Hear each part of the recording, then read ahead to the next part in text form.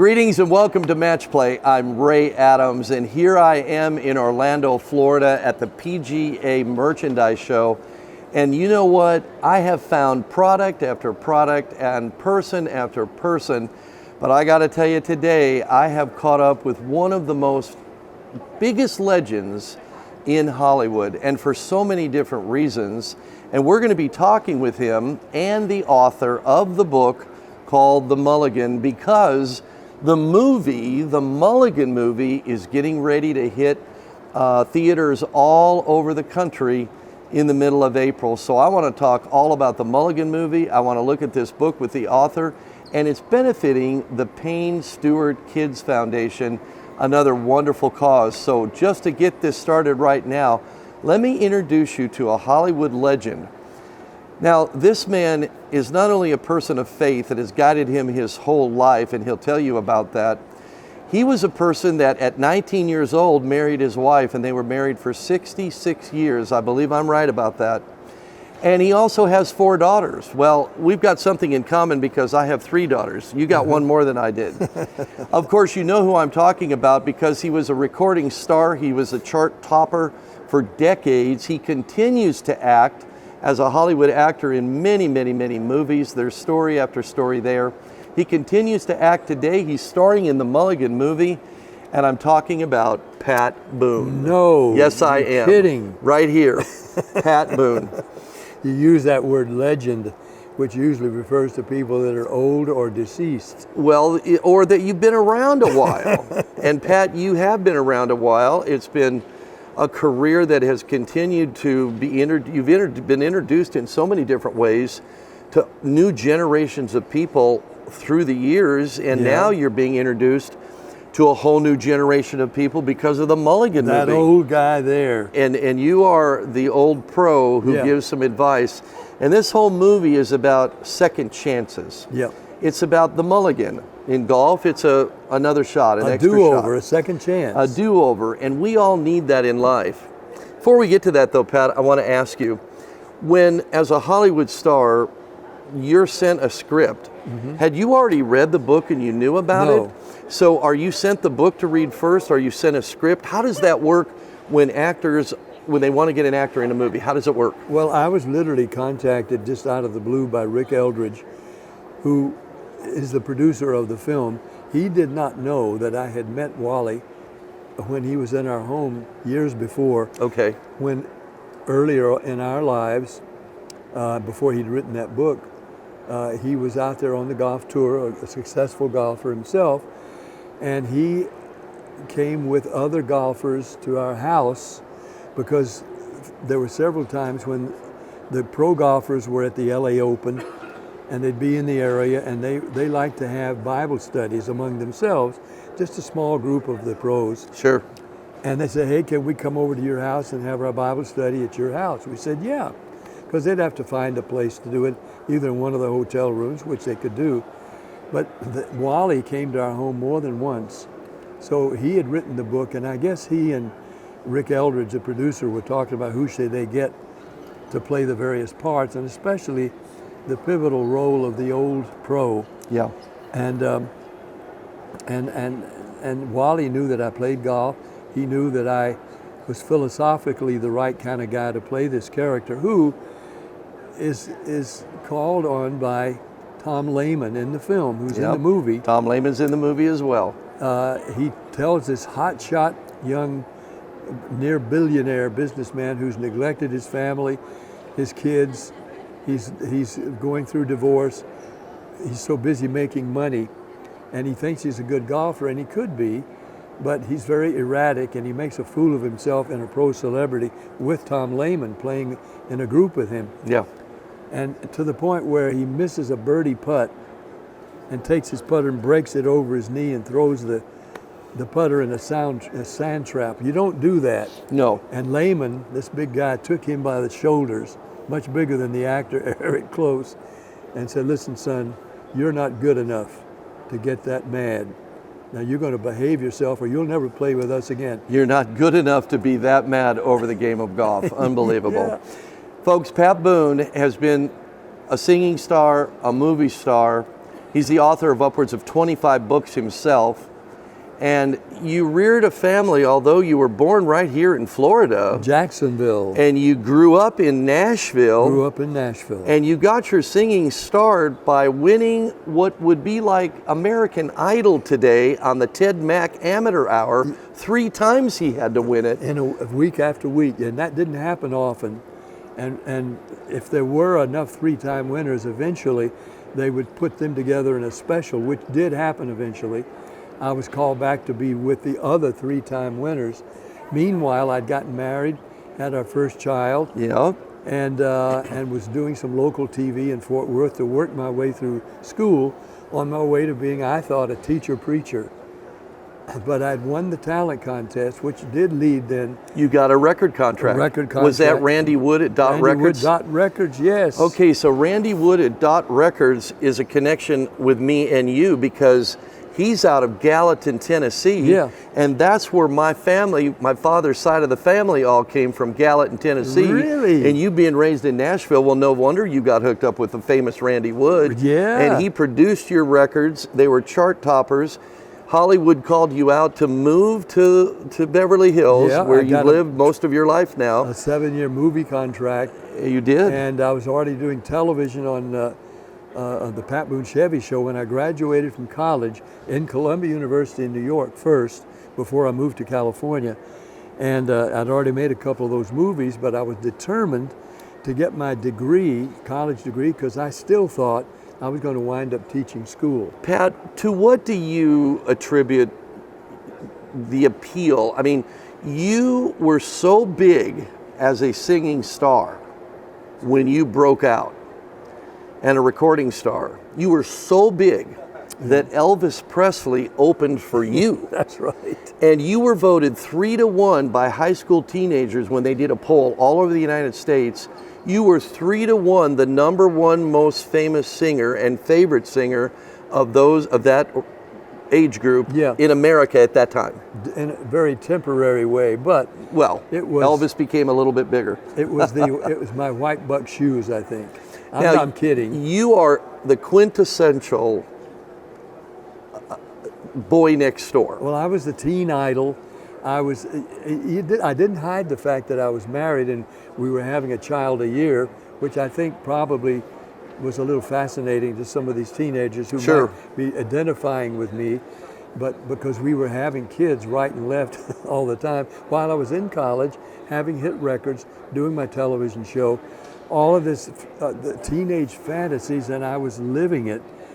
But I was just like the guy next door. I wasn't Elvis, who seemed to be the guy that in some ways the parents didn't want their kids to associate with, because he seemed like the rebel. Pat, what drove you through the years? I know you were willing to take risks with your music. I mean, you sang pop music, you sang rock and roll music, you sang country music, you sang gospel music, and then you also put a black leather jacket on and you did a heavy metal bunch of music. I did an album of heavy metal classics. And some people didn't like that. I got kicked off Christian television, boom, like that.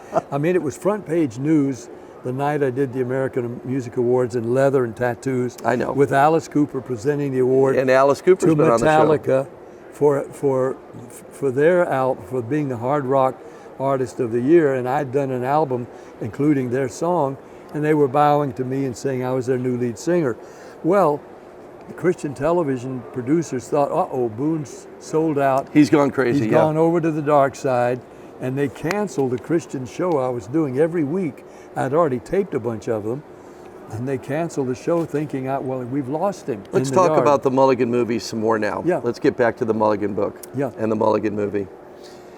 As the old pro who's giving the advice to this very messed up man who does need a second chance, he does need a do-over in life. Yeah. And you're helping him through that with some very wise counsel and wise advice. One of the things you tell him is that you don't get very many chances in life to take a mulligan, to have second chances. So you've got to take advantage of the times that you can take a mulligan. When you get one, take it. So I got to ask you, Pat, if you could take a mulligan in your life, what would it be? You know, I've been asked it in many ways, like, what would you change? I can only think of times I've maybe said something I might not have said just in a joke or something. I can't think of really, even the mistakes I've made financially, business-wise, turned out to be blessings in one way or another. And what has been the bedrock? What has been the guiding light? What has taken you through all of these decades and you continue to be the kind of person that you are? What's the basis? Very, very simply, my relationship with God. I became a Christian when I was barely 13. It's not a hard to understand theological question. Here was Jesus saying, anyone who confesses me, who confesses faith in me before men, I will confess before my Father in heaven on the day of judgment. When this life, and even then I knew it was only going to be a small part of my existence. Eternity is a long time. And I wanted to be sure that he was going to say, hey, I even saw myself in my imagination on the day of judgment, seeing Jesus dividing the sheep from the goats. And I'm at the back. I said, remember me? I was 13 in Nashville. I confessed you, Jesus. I confessed you. I mean, it was that real to me. Wow. And I went down, I was baptized, and I was changed. I mean, I wasn't a bad guy, but I was a different, better guy from then on the rest of my life. Thank you so much for being with me on Thank Match you, Play man. today. And when we come back, I'll be with the author, Wally Armstrong of The Mulligan. We'll be back with more Match Play right after these messages. You've heard me talk about Squares golf shoes and how they help you hit the golf ball further. And many of you are saying, oh, come on, Faldo, give us a break. How is that possible? But yes, they do. And it's proven with science. What we noticed with the Square shoes was the shoe keeps the pressure in a more stable fashion towards inside of the trail heel, allowing pressure to get to the lead side, generating much more club head speed and distance gain. Visit squares.com. Change your shoes, change your game. Squares, the distance golf shoe. Introducing Flag Assist, the simple, easy-to-use pin attachment that's changing the way people play the game. Flag Assist attaches to the flag pin to allow for faster, easier ball retrieval while eliminating turf damage around the cup. Fully allowable under the rules of golf, Flag Assist is customizable, creating new avenues for course promotion, advertising revenue, and enhanced guest experiences. Visit flagassistgolf.com to see what it can do for your course.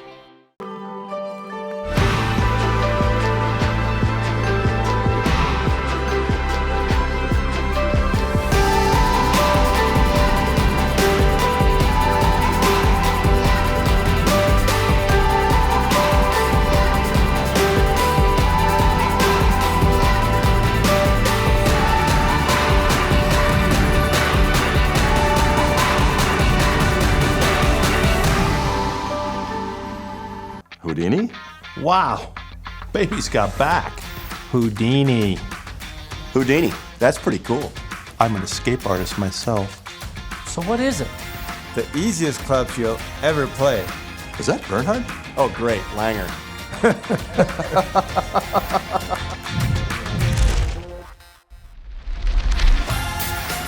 You know why I play Tour Edge? Because I win with it.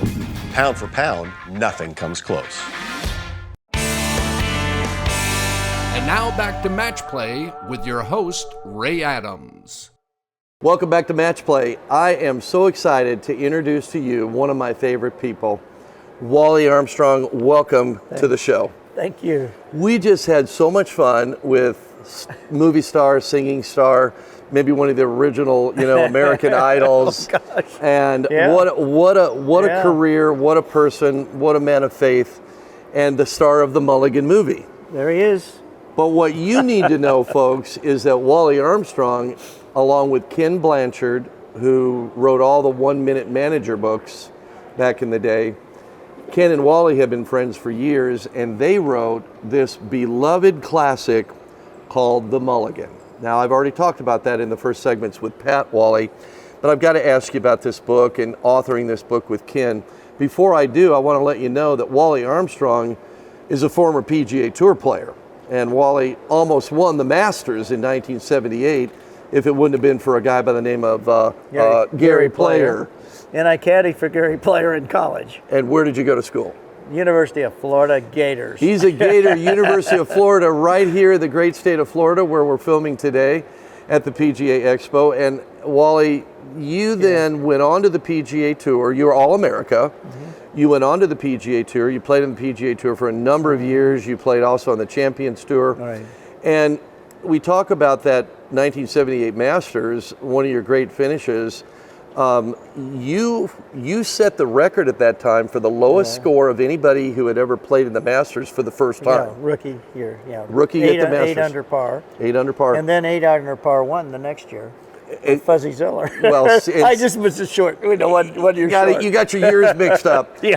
Okay, but after your career on the PGA Tour is what I'm so amazed by, because a lot of people, they don't know what to do. And a lot of them do, but you became one of the most prolific inventors and creators of golf for kids globally. Right. And brought the game to kids all over the world through your kids' golf equipment, to the point where the kids used to say, Wally made golf. And that was cute of the kids to say that. So tell me about that part of it. I found my identity. I was in Scottsdale. I was doing a junior golf clinic. We had Dan Quayle, Vice President of the United States, the black minority. He golf. was on this show.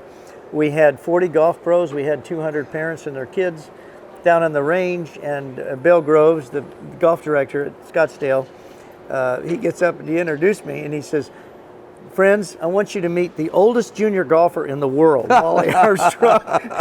and when he said that, I said, I know who I am. You finally got your right. So, because I've always had a heart for kids, and because I was a kid at one time, believe it or not. All right, let's get to the book and the movie, because I've got to ask you. The folks want to know, how did you and Ken come up with this? We've only got a minute or two, but tell me, how did you come to write the Mulligan, this parable of second chances? Because I created the Old Pro first, and he was basically the man that raised me, the club champion, a little 9-hole course in Indiana. So I created this figure that that people would love. And he meets a corporate man. And Ken, when I started talking to Ken about the movie, he says, "That's me. I'm the corporate guy." Oh wow! And I said, "Well, I'm the corporate guy. His son, as he was a child. I grew up with that." And so we thought, well, let's write this book so we can really be an encouragement to people that there is a great second chance that's available to all people. This is such an amazing... And no matter where you are, you think you've blown it in life or with your family or friends, there's always a way to get a second chance. And get the little things right first. You can't do everything over in life, but you got to take the mulligans when they're available to you. Yeah. And then this is the one I like. Golf is a game that's meant to be fun. The more fun you have, the more successful you are. And then this, what if you could take a mulligan anytime you wanted to in life? Would you ever take a mulligan? Absolutely. What would it be? Oh, gosh. I think probably that I didn't win the Masters. Here, he needs a do-over for 1978 Masters. I know there's a couple of mulligans that I'd like to take in life as well. Not many regrets, but there's a couple mulligans. Wally, how did the book become a movie? How do you write a wonderful best-selling book, and then what, did Hollywood call you and say, we want to buy the rights? How did it happen? It's a miracle. The book was published in 2004, went out of print in 2008. Weren't printing them. I'm at the National Prayer Breakfast in D.C., and sitting in a booth having lunch, and somebody behind me's talking golf, and I said, "What are you're talking golf?" He says, "Yeah, I'm a golf pro." I said, "Well, I wrote a book with Ken Blanchard on golf." His wife goes, "Hey, can we look at that?" I said, "What do you mean?" She says, "I'm the new president of Zondervan." Zondervan Books. Bigger than the original. So they bought the rights. Then it went out of print 3 years ago. And a good friend of mine does the Arnold Palmer drink, and he had some friends over, and his daughter had a friend from Charlotte, gave her the book. She took it back to her dad. He knew that Rick Eldridge was a producer in Charlotte, gave him the book. He comes down the next day, the next week, he's in Orlando and has a tea time in front of me. And he ended up, I love your book, and we do a movie. Let's make a movie. And you're in the movie. Tom Lehman's in the movie. Yeah, Ken Blanchard's in the movie. And of course, Pat Boone and all these great actors. Unbelievable Eric Close, cast. all these great cast of actors. All right, when we come back, this movie is going to be bestowing a wonderful blessing and money for the Payne Stewart Kids Foundation. Absolutely. And we're going to talk to the executive director. Stay with me right here on Match Play. We'll be back with more Match Play right after these messages. Paul McAllister is off to a big start. Are you the old pro? Well, I am old. How do you see yourself? Not just in golf, but your whole existence, your life. I have a son who hates me, and my wife and I have been separated for about 5 years. Sounds like your game could use a mulligan. Sometimes God uses seemingly bad things for good. I'm not sure I like his methods. It's about believing.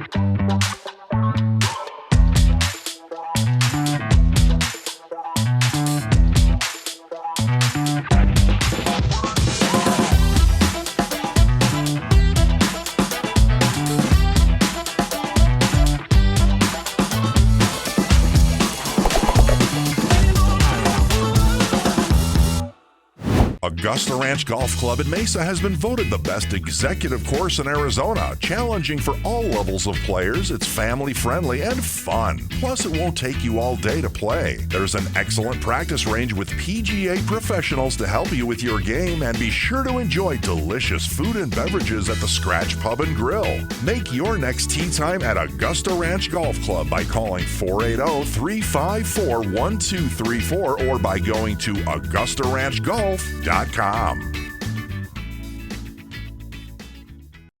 Golf only exists because it's fun. What is special about golf is the relationships.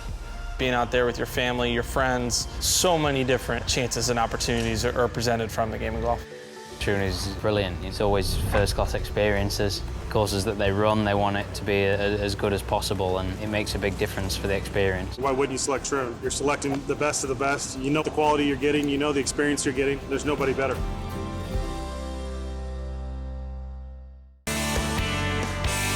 And now back to Match Play with your host, Ray Adams.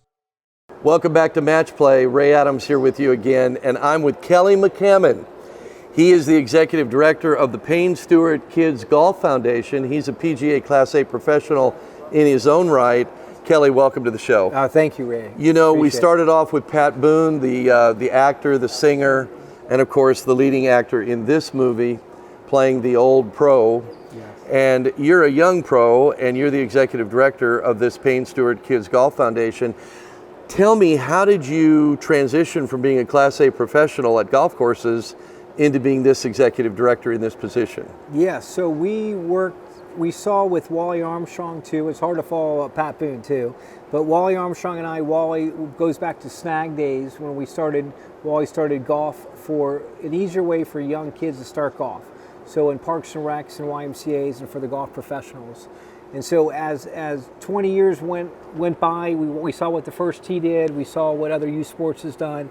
We knew the upward sports person that started sports in churches, Kaz McClaslin, and so we saw that there's more church sports and locations than golf courses. And what a great way to go reach young 5 and 6 year olds. So our focus is 4 to 7 year olds, and what a great way to start them at the churches and YMCAs, and then that would feed into the golf courses. So you talk about the Payne Stewart Kids Golf Foundation, and I know Wally Armstrong invented all those products and created all those kids clinics, and you talk about that.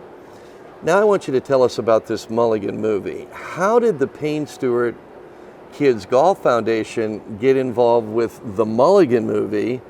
I'm presuming it was through Wally. Tell me the story. Yeah, no, so great question. So obviously with Wally Armstrong, he's part of our Payne Stewart Kids Golf Foundation and helping putting it into the churches and YMCAs. And I remember 20 years ago almost getting an email from Wally on the Mulligan book and reading it on my computer and saying, wow, that's a great movie. Hence, 20 years later, the movie's coming out. So Wally was able to, with Rick Eldridge, a movie producer, to put in the Payne Stewart Golf Camps. So our Payne Stewart Golf Camps is in the movie, which is a nice tie-in with everybody involved. And what happens when kids go to a Payne Stewart Golf Camp? So the Payne Stewart Golf Camps is for a week for 3 hours at a church, a YMCA, a park and rec, a boys and girls club, and then we also have a clinic where you do it 1 day a week after school for 6 weeks. So it's really wherever a child is learning football, baseball, or basketball, we're bringing the golf. Everywhere but a golf course, really all the fields and gyms where they're learning every sport. So I always say, take off your golf hat, put on your sporting hat. The kids learn all the sports on the fields and are modified. Then that's stage 1 for ADM, and then you feed into the golf programs, which really starts at age 7. That's a fantastic program. And you have this happening all over the USA? Yes, so we'll reach about 20,000 kids this year. We just partnered with Skyhawks Camps, which is a franchise with starting kids in youth sports around the country. And then we'll reach about another 10,000 kids at the churches, at the YMCAs. And we have a national partnership with the Boys and Girls Club. And we're working with big groups to help fund that. They have 4,700 locations and 5 million kids.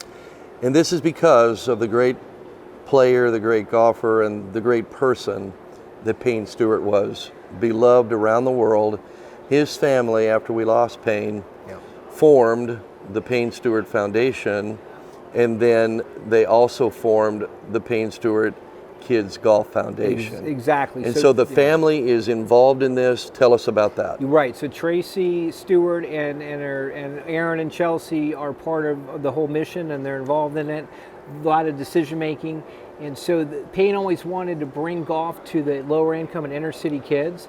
So this is a continuation of his vision and of his legacy, and so they're deeply involved in just helping us reach out to these communities with that.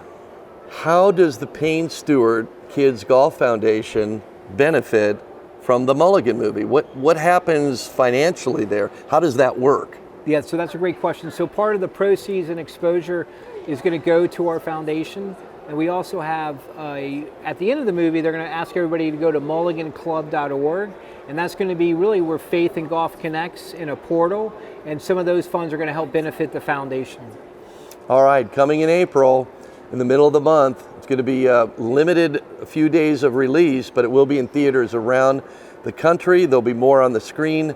Kelly McCammon, thank you so much coming to us today here at the PGA Expo in Orlando, Florida. You yourself a Gator, just like Wally Armstrong. Oh, yes. And of course, I've got to thank Pat Boone.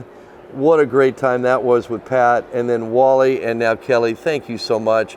And the Mulligan movie, folks, I commend it to you. It's going to be a great story, a parable of second chances. You need to get your Mulligan. I'm going to be looking for mine as well. And stay tuned for more on Match Play TV.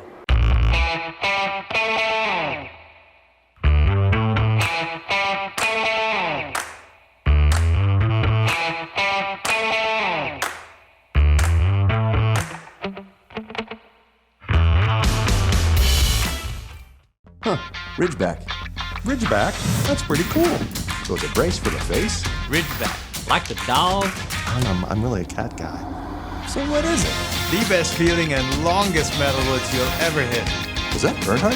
Oh, great. Langer.